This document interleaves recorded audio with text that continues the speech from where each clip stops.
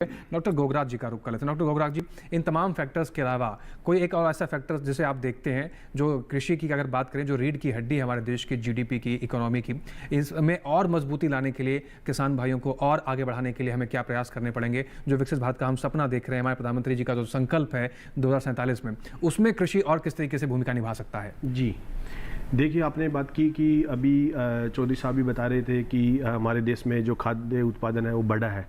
इसी प्रकार से अगर हम बात करें बागवानी की, ये बहुत बड़ा एक सेक्टर है कृषि के अंतर्गत, जिसमें जो उत्पादन है, टोटल जो बागवानी का उत्पादन है वो लगभग 367 मिलियन टन उत्पादन इस बार हुआ है हॉर्टिकल्चर का। जिसमें अगर हम बात करें सब्जी उत्पादन का, तो सब्जियों का भी लगभग 200 से 214 मिलियन टन इस बार हुआ है, और जिसका जो क्षेत्रफल है वो 11 मिलियन हेक्टेयर रहा है।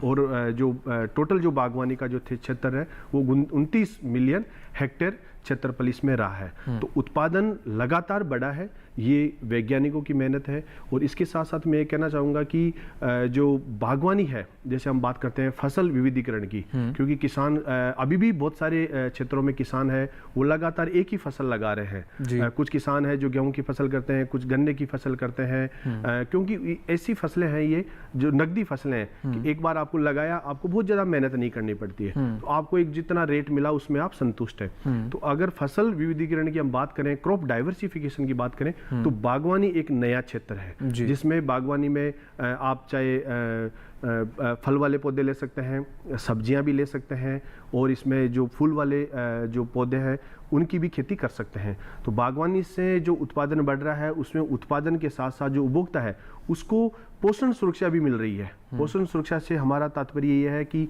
पहले आप देखते थे कि हमें खाने को सिर्फ कुछ 1 या 2 आइटम मिलते थे, जिसमें चपाती होती थी या किसी उसके साथ हम खाते थे चटनी या उसके साथ।